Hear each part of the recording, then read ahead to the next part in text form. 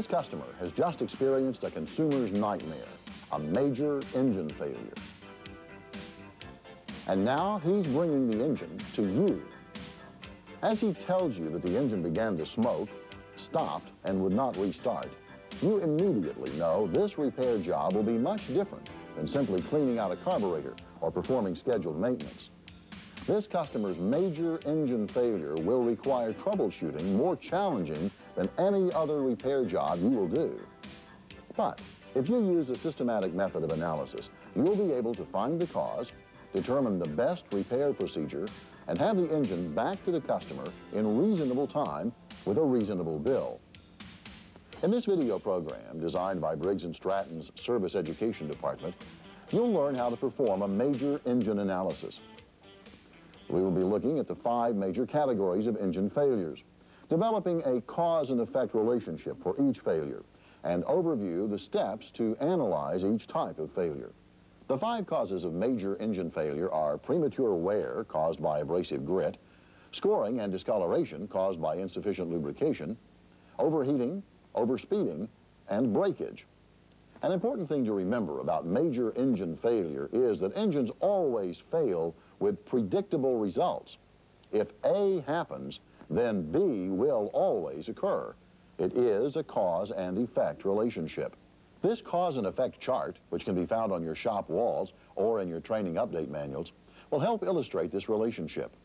The cause, A, insufficient lubrication, will produce the effects, B, seizure, breakage, overheating, and scoring and discoloration. By listening to the customer's comments and making careful observations, it is often possible to establish this cause and effect relationship early in the procedure. Engine analysis begins by determining the extent of the damage and making judgments. For instance, are the rings reusable? Does the valve or guide require reconditioning? If you misjudge the extent of damage and send an engine out half fixed, the results will be very costly in time, embarrassment, and profit-losing comebacks. The best way to avoid costly mistakes is to understand the cause and effect relationship of the engine. After you have evaluated the extent of the problem, the next step is to determine whether the problem is covered by warranty. Defects in materials and/or workmanship are considered warranty repair at authorized Briggs & Stratton dealers. And as always, the customer should be given the benefit of the doubt. Because warranty work is the exception, there will probably be some hesitation by the customer about the cost. Offering alternatives minimizes the risk of the prospective customer walking away. There are good reasons for giving the customer several choices, such as repairing the engine or replacing it. When the customer makes the choice, he feels that he is in charge, not you. By making him a part of the process, he'll be more comfortable with you and your decisions. To the customer, the quality of the repair job is often evaluated on the basis of whether he will have to bring the unit back to repair the same problem. One way to make sure the job is done correctly is to use genuine Briggs & Stratton replacement parts. Why jeopardize your hard work and professional skills by using anything but the best parts money can buy? Part of good customer relations is keeping him aware of the problems and their causes. This becomes challenging if the problem was caused by neglect on his part. You need to tell him about the mistake, but in a way that does not sound accusing. If you don't take this opportunity to educate the customer, he may continue to be ignorant of his mistake. A second engine failure may suggest to the customer that you did a poor repair job. He might expect you to do the job again at your expense. And at prevailing labor rates, few service dealers can afford to pay for another's ignorance. But why do engines prematurely fail?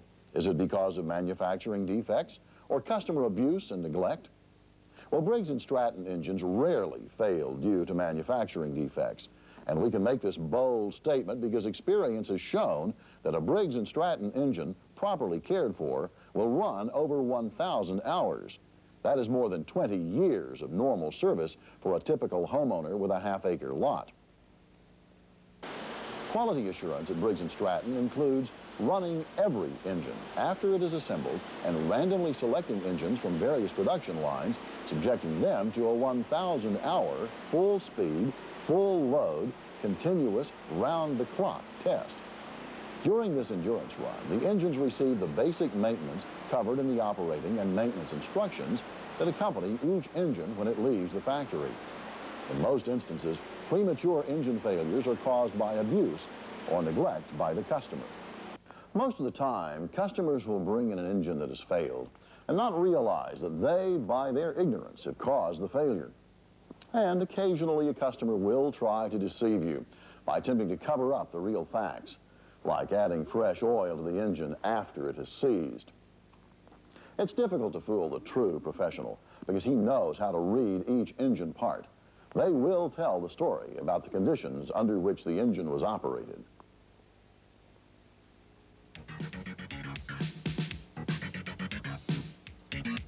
Our first cause of engine failure is the most common failure, premature wear of the internal parts. And the most common cause of this wear is the introduction of abrasive grit into the engine. Abrasive grit can enter an engine in various locations, as seen here. Once the grit is in the engine, it can shorten engine life and performance by wearing down the size of internal engine parts to the point where they can no longer operate within specifications. An important tip when troubleshooting this type of failure is to notice not only where you found the grit, but also notice where you did not find any grit. If the first signs of grit are here in the carburetor elbow, then you know the grit entered at that point and not back here at the air cleaner. The damaging abrasive can be as gritty as this or as fine as this. Just take into account the environment in which the engine operated. The grit can be dirt, sand, coal dust, cement dust, volcanic ash, or other abrasive. The common complaints associated with a failure due to abrasive grit are, in the order they occur, hard starting, loss of power, high oil consumption, and smoking. It is very important for you to know that different abrasives will have different effects on the engine. If the grit entered at the air cleaner and is now in the crankcase, it will be a very fine paste. The signature of this grit is a cloudiness on the parts. An untrained eye might overlook this. However, in some instances, the damage is a little more obvious to diagnose as a grit problem. You will not be able to pinpoint the cause of every damaged part based on photos or conditions you see on this tape. You must understand the effects of the damage. You must know what to look and feel for, if you will. This section of the program will help you do this, so that you don't send an engine out partially repaired. We will begin our analysis by visually inspecting the engine. Before putting a wrench to it, see whether it has been abused or poorly maintained. Is it very dirty? Does it look like it's been operated in very dusty or dirty conditions? If so, your experience would lead you to believe that abrasive grit has possibly entered the engine. However, if the engine is reasonably clean, perhaps the smoking problem involves a loss of crankcase vacuum or overfilled with oil rather than abrasives. Look at the oil filler plug or tube. If it is loose, or if there is buildup around the opening, it's possible grit entered the crankcase each time the oil filler plug was removed and reinstalled. Even a small amount of grit can do considerable damage over a period of time, as you will see later in this program. Airborne abrasive grit can enter the engine if the air cleaner element is improperly or infrequently serviced. Inspect the air cleaner assembly by first removing the air cleaner stud and inspecting the threads for a buildup of fine grit. Next, remove the air cleaner cover and inspect for the presence of fine grit on the bottom side of the air cleaner cover. Also, inspect the cup. If the air cleaner had been properly assembled and maintained, abrasive grit would not be in these areas. Now, inspect the air filter element. If it is a foam type like this one, is it oiled or dry? What is the overall condition of the element? Is the foam body intact, or is it falling apart from being washed in damaging solvents? Is the sealing lip torn? Are there any holes in the paper filter? For purposes of demonstration, we have cut two foam elements in half so that you can see the differences between an oiled element and a dry element. The oiled element on the left has been properly maintained. The dry element on the right clearly shows abrasive grit penetration through the full thickness of the element. Notice the dark streaks running through the element. These streaks are the paths of entry that the grit took en route to the engine. Just to emphasize how much grit can be in an improperly maintained foam element, watch what happens as I tear this element apart. The abrasive grit, after bypassing or penetrating through the air cleaner element, will be drawn through the carburetor. Evidence of grit can be easily detected in the carburetor. It tends to accumulate against the choke and throttle plates, and it is common to find excessive wear at the throttle shaft's bushings. Once through the carburetor, the abrasive grit passes through the intake manifold, or in this case, the intake elbow of the carburetor. The air and abrasive grit enter the engine at about 25 miles per hour. An intake elbow will show the effects of the incoming grit. The inside surface of this intake elbow has been sandblasted by the moving grit. The intake valve seat and valve face are the next parts affected by the abrasive grit. When an intake valve operates in an abrasive atmosphere, distinct wear patterns can be detected. Each time the valve opens and closes, some of the abrasive grit is caught between the valve seat and face, crushing it repeatedly. The crushed abrasive acts like valve lapping compound and eventually causes excessive wear to both the valve seat and face. By removing the intake valve, you can see how the valve face and seat are damaged. Generally, the greatest amount of valve face and seat wear will be in the area closest to the cylinder bore.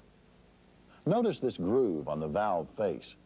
This wear pattern is typical of grit damage because this area of the valve face is the path which the abrasive-laden air-fuel mixture must pass to reach the combustion chamber.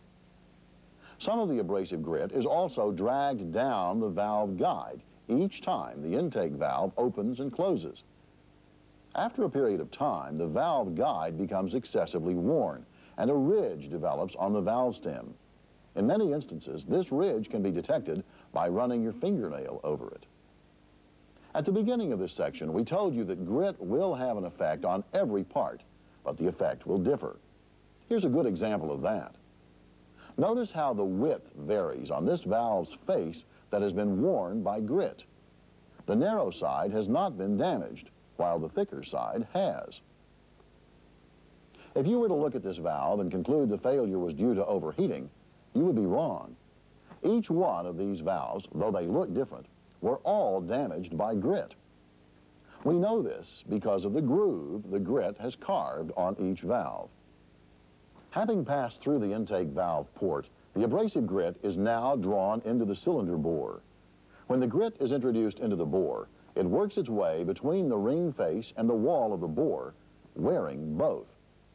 To better appreciate the rapid damage that grit can do to the bore, rings, and piston, keep in mind that on a typical engine operating at 3,600 RPM, the piston will change direction 120 times each second.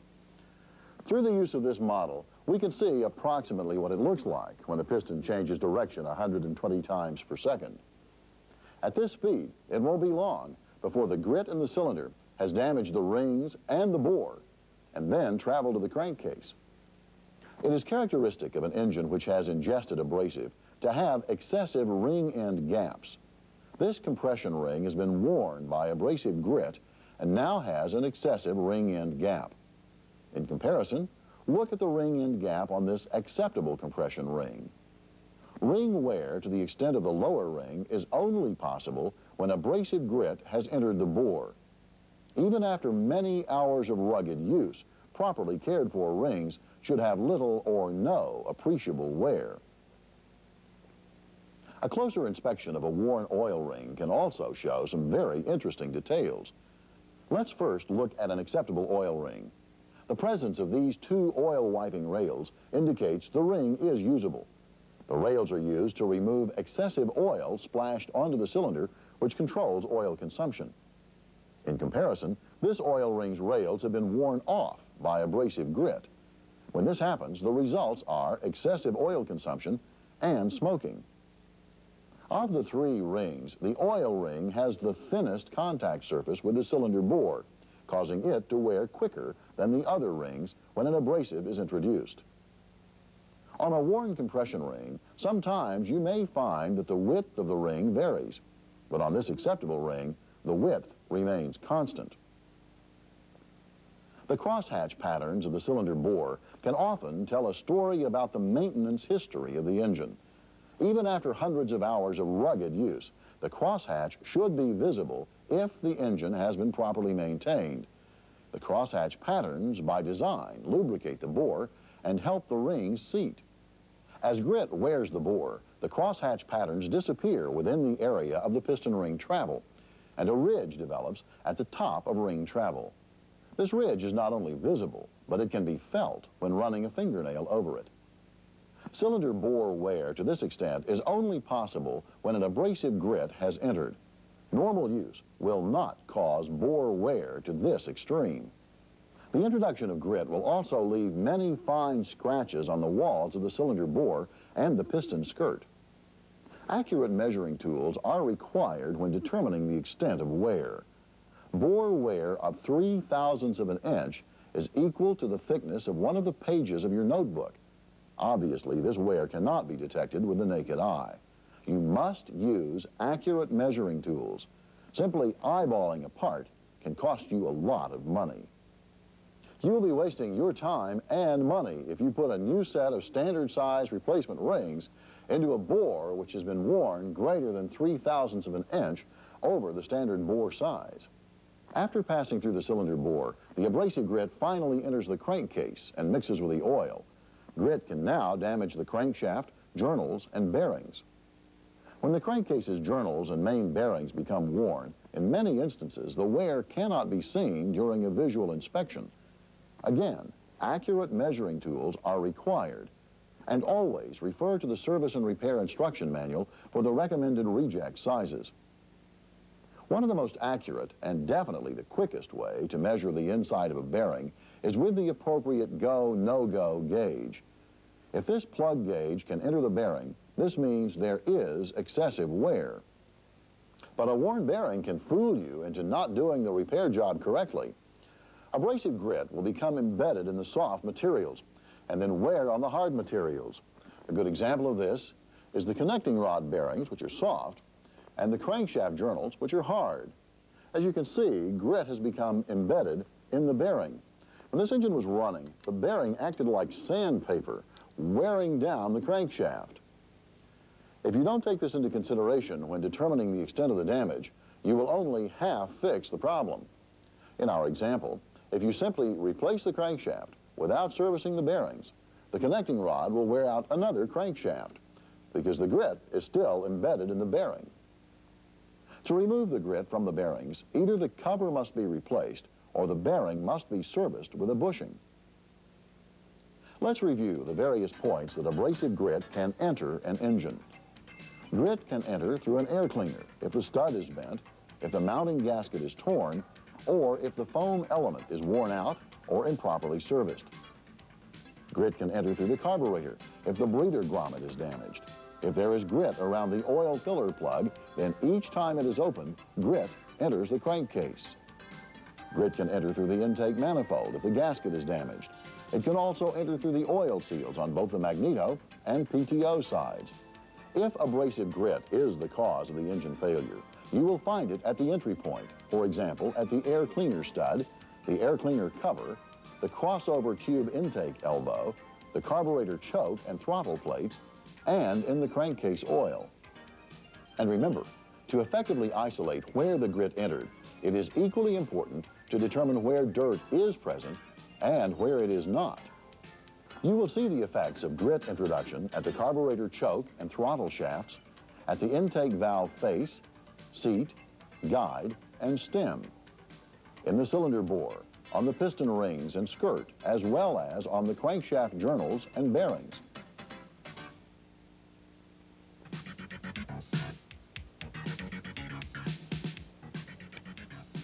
All of us know the importance of checking the oil in an engine each time we refuel it. But how many of us know to read an engine that has run with insufficient lubrication? The lubrication in the engine serves two functions. It cools the moving engine parts, and it maintains the factory built-in working clearances. When we say insufficient lubrication, we mean there is oil in the engine's crankcase, but not enough to lubricate the internal moving parts. Insufficient lubrication can also mean using other than recommended lubricants. If the engine is operated at excessive angles, if the crankcase is overfilled, or if the lubrication is diluted with gasoline. This only applies to a four-stroke engine. An accurate diagnosis of this failure is only possible when disassembling the engine. While this failure is not always easy to determine, there are two basic conditions to look for: scoring and/or discoloration of generally one or more of the internal parts. We will detail both of these conditions in this section. When there is insufficient lubrication, friction will cause the engine temperatures to increase beyond what the internal parts can tolerate. The results can range from scoring and discoloration to catastrophic engine failure. The excessive temperatures will score and/or discolor the internal components. Take, for example, this connecting rod, main bearing, piston pin and skirt, cylinder bore, and crankshaft journals.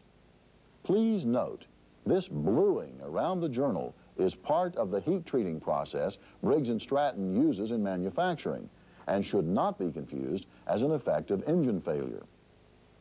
Insufficient lubrication will also decrease the working clearances between internal parts until they begin to rub on each other to create enough heat to actually melt the aluminum bearings to a steel journal.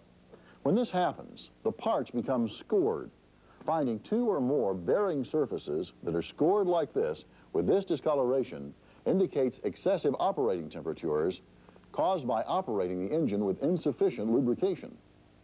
On some engines, you may find scoring to be less severe on one or two of the bearing's surfaces. Neither of these outside journals are scored as badly as the center or crank pin journal. These early stages of scoring, along with the discoloration, are the results of running the engine with insufficient lubrication. What throws many technicians off with this example is the degree of scoring and discoloration.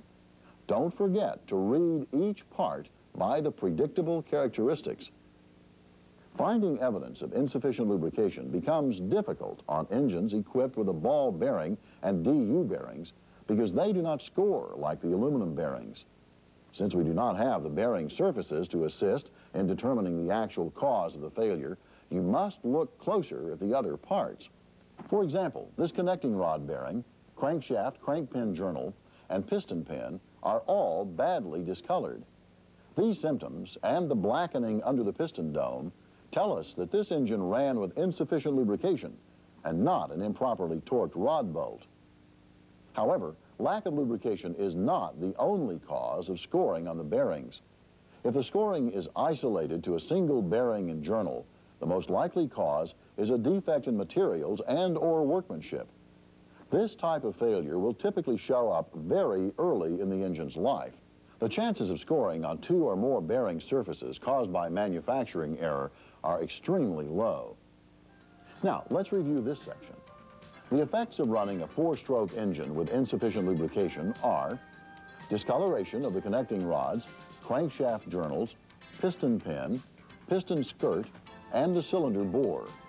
Insufficient lubrication will also cause scoring and discoloration of two or more bearing surfaces. In addition to the effects associated with a four-stroke engine, if a two-stroke engine is run with insufficient lubrication, the piston could be welded to the cylinder wall. Common causes of insufficient lubrication are running the engine without enough lubrication, overfilling the crankcase with oil, the viscosity of the oil is not correct for the season, loss of crankcase vacuum, the crankcase oil is diluted with gasoline, operating the engine at excessive operating angles, or plugged cooling fins.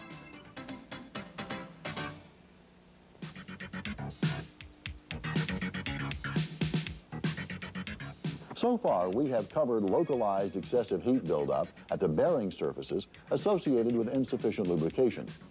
Another type of heat buildup involves other areas of the engine and produces different but equally damaging conditions. The cylinder fins are the most effective way the engine has to disperse heat, and not all the fins need to be restricted to raise the operating temperature of the engine. If they are plugged with debris, dirt, or grass, this heat dispersion will be lost. Typically, excessive heat will also produce hot spots in the bore. A hot spot is caused by the bore overheating and actually changing its shape and becoming out of round. Oil then leaks by the rings and is burned on the cylinder walls. This is generally caused by localized heat generation because of plugged fins. Aside from hot spots, this will also cause excessive oil consumption and smoking. Destructive cylinder overheating is caused by localized generation of excessive heat, resulting in a warped valve area. When the warpage occurs because as metal is heated, it expands. Then as it cools, it changes shape. Our engines have been designed to operate within certain limits. Beyond those points, the engine's metal expands out of specifications, and the exhaust valve seat can loosen. If the temperature continues to rise, the exhaust valve corner of the cylinder may warp. You can see the warpage if you lie a straight edge across the top of the cylinder on the head gasket mounting surface. If the engine continues to run in an extreme overheated condition, the crankcase oil can lose its viscosity. With the oil reduced to a tar-like substance, damage associated with insufficient lubrication will occur because the oil has lost its lubricating properties. Another cause of overheating is when operating an engine in too confined an enclosure. An enclosure can cause heat buildup in the fuel system, vaporize the fuel, causing vapor line. The customer will describe symptoms such as the engine runs for a short period of time, then suddenly stops and can't restart until it cools. The problem is inconvenient, but not as severe as previously described. An engine can also run in an overheated condition if the carburetor mixture is set too lean, because the cooling effect of atomized fuel is lost. This type of overheating can be quite destructive, as previously shown, when the engine runs under very heavy load conditions. For a quick review, let's look at the effects that can occur when an engine has run in an overheated condition. There may be a noticeable loss of power. The engine will use much more oil than normal. Vapor locking. Hot spots could be created within the cylinder bore. The cylinder head gasket mounting surface can be discolored. The exhaust valve seat can loosen, and the crankcase oil may lose its viscosity.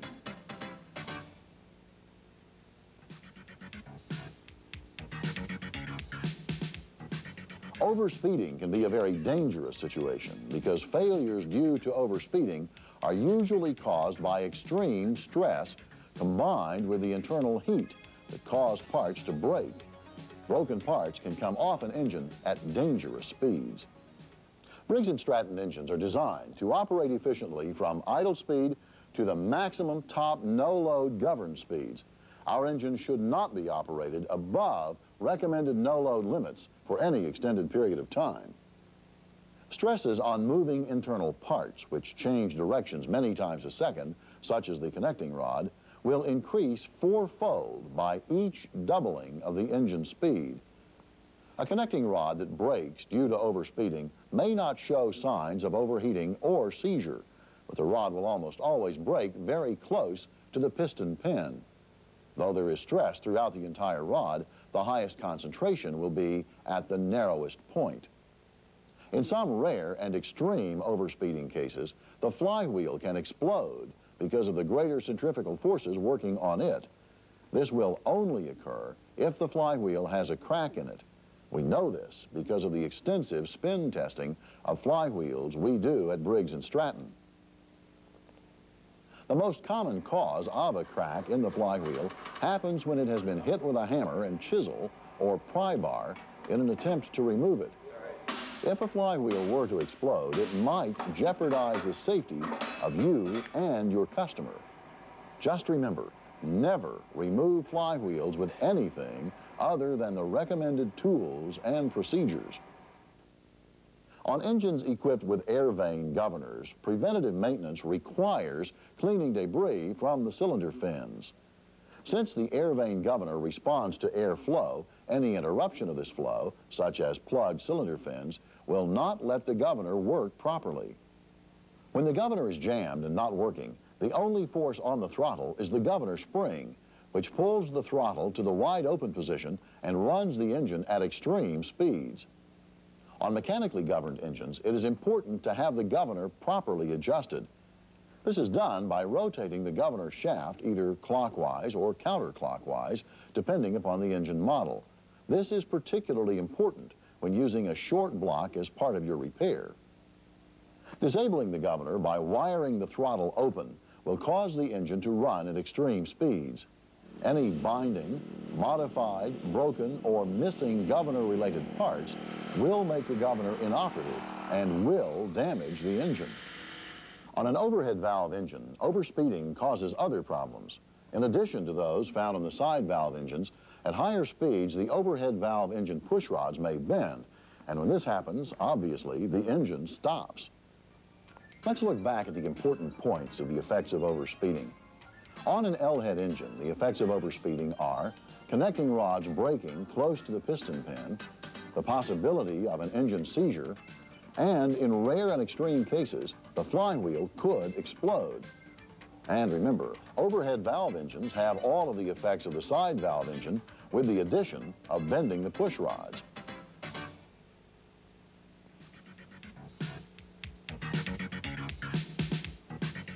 Breakage of engine parts may happen if any of the previous conditions occur, but the main cause of breakage is vibration.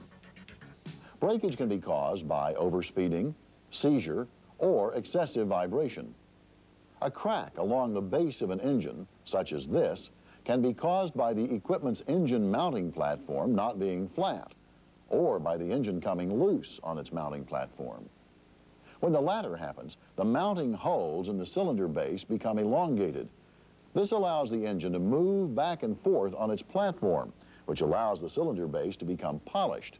This polished surface indicates that the platform and engine are no longer true. They now have imperfections that will cause the vibration to worsen. Eventually, the engine and/or the piece of equipment will be shaken apart. Excessive vibration can be caused by a variety of conditions, some of which are difficult to diagnose. The higher levels of vibration usually cause engine and equipment parts to loosen and fall off. This fuel tank strap is just one example of vibration damage. Higher vibration levels are difficult to see because the engine does not appear to move that much. But by using a strobe light, you can see how much the engine is actually moving. The same engine, loosened the same amount, observed without a strobe light, doesn't appear to be moving. To know if the vibrations are there, you do not need to invest in a strobe. Just do a fingertip test, as shown here. If excessive vibration is present, as you place your fingertip on the fuel tank, blower housing, and air cleaner, there will be a numbing sensation in your fingertip. Those are the 5 major engine failures and the cause and effect relationships for each failure. As we said at the beginning of this program, there is a very systematic approach to major engine analysis. Now, let's go through the approach. You begin by being a professional. Your customers are paying a professional rate for you to put your experience with Briggs & Stratton engines to work. The professional never assumes he knows what's wrong before evaluating all the facts. A professional relies on his experience, training, and common sense when rendering his decisions. And a professional makes the best use of his time. He works on each engine as if it were his own, as if the cost of the labor and parts were coming out of his own pocket. As you are working on the engine, you need to develop a cause and effect relationship. By using this chart, you can look at the effects and determine the cause. For example, an engine comes into your shop that has seized, has a broken connecting rod, 2 or more bearings are scored, and the internal parts are discolored. The probable cause? The customer has run the engine with insufficient lubrication. Develop a logical approach to your troubleshooting. Begin by isolating a problem area. An engine cranks but won't start. So you check the easiest conditions first. Is there spark? If so, you know the ignition system is working. So you can move on to the fuel system. Once you're in the engine, you are a detective trying to find the cause of the failure. Learn to read each engine part. Many of these parts are discolored. The cause of the failure had to do with overheating, either insufficient lubrication, plugged cooling fins, or loss of crankcase vacuum. When an engine fails, it is sometimes pretty obvious. But the causes of the failure may not be so obvious unless you have a clear understanding of why engines fail and the cause and effect relationship of the failures. The clues are generally there if you know what to look for. And, as we have seen, engines always fail with predictable results. A systematic and logical approach to analyzing major engine failures will show exactly what took place. There is no excuse for hit-and-miss guessing in the engine repair business. You can't afford it, and neither can your customers.